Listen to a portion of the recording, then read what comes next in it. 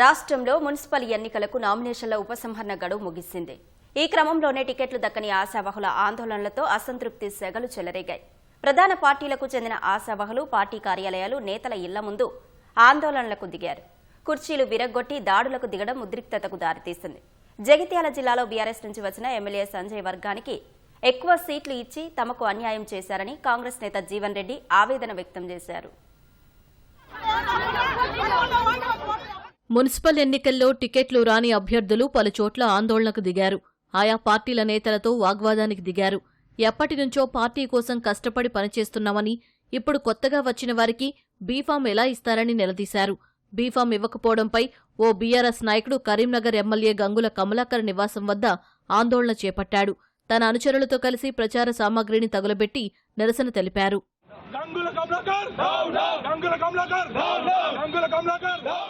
జగిత్యాల జిల్లా రాయికల్ మున్సిపాలిటీలో కాంగ్రెస్ పార్టీ టికెట్ల కేటాయింపులో గందరగోళం నెలకొంది.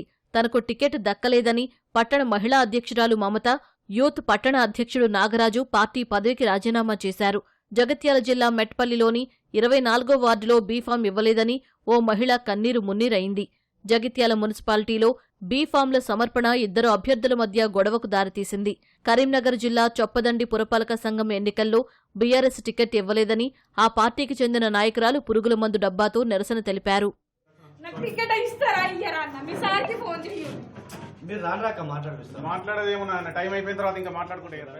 మున్సిపల్ ఎన్నికల్లో టికెట్ల కేటాయింపుపై మాజీ మంత్రి జీవన్ రెడ్డి మరోసారి ఆవేదన వ్యక్తం చేశారు.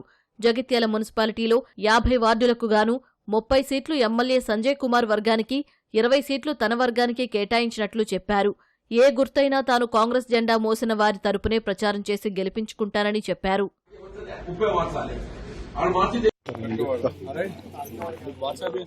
సంగారెడ్డి జిల్లా జహీరాబాద్లో బీఫామ్ కోసం బీఆర్ఎస్ ఆశావాహులు ఆందోళన చేపట్టారు. మున్సిపల్ కార్యాలయం వద్ద ఎమ్మెల్యే మాణిక్రావుతో వాగ్వాదానికి దిగారు. నాగర్ కర్నూల్లో 15వ వార్డు బీఆర్ఎస్ పార్టీ అభ్యర్థి నసీమా బేగంను విత్డ్రా చేయించేందుకు కాంగ్రెస్ విఫలయత్నం చేసింది. మాజీ ఎమ్మెల్యే మర్రి జనార్దన్ రెడ్డి రాకతో సమస్య సద్దుమణిగింది. రంగారెడ్డి జిల్లా ఆమనగల్ మున్సిపాలిటీలో బీఆర్ఎస్ బీఫామ్ల పంపిణీ రసాభాసగా మారింది. 14వ వార్డు అభ్యర్థిగా ఓ వ్యక్తికి బీఫామ్ అందజేయగా టికెట్ ఆశించిన మరో వ్యక్తి అనుచరులు వారితో వాగ్వాదానికి దిగారు. కుర్చీలను విరగ్గొట్టి నిరసన తెలిపారు. నిరసనల మధ్య ఎమ్మెల్యే అభ్యర్థులకు బీఫామ్లు అందజేశారు.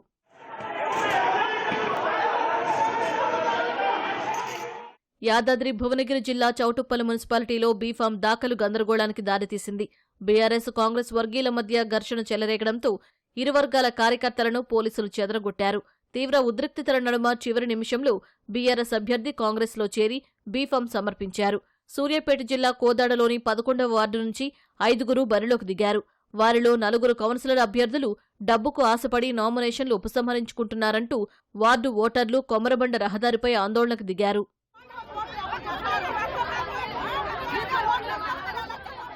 ఆదిలాబాద్ పట్టణంలో పుర ఎన్నికలు వేడి పుట్టిస్తున్నాయి. రెబల్స్ స్వతంత్ర అభ్యర్థుల నామినేషన్ల ఉపసంహరణకు అన్ని పార్టీల నేతలు బేరసారాలు జరిపారు. మంచిర్యాల జిల్లా కేతరపల్లి పురపాలిక కార్యాలయం వద్ద ఉద్రిక్త పరిస్థితి నెలకొంది.